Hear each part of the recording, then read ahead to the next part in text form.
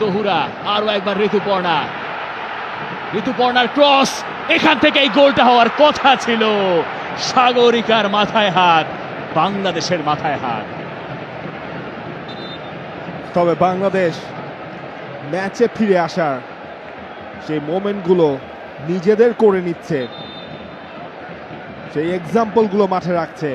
যেভাবে তহুরা এবং ঋতুপর্ণা দুইজনের মাঝে বোঝাপড়াটা হয়েছিল, দুইজনের মাঝে দেয়া নেয়ার পর ঋতু যেই ক্রসটা দিলেন, মুহূর্তেই মনে হচ্ছিল বাংলাদেশ হয়তো ম্যাচে ফিরে যাচ্ছে। That was the moment. Bangladesh এই কম্বিনেশনটাই ম্যাচ জুড়ে খুঁজেছে, একেবারে ফাঁকায় গোল মিস সাগরিকার। অল্পের জন্য মিস করেছেন, কিন্তু সেটা মিসের খাতাতেই লেখা থাকবে।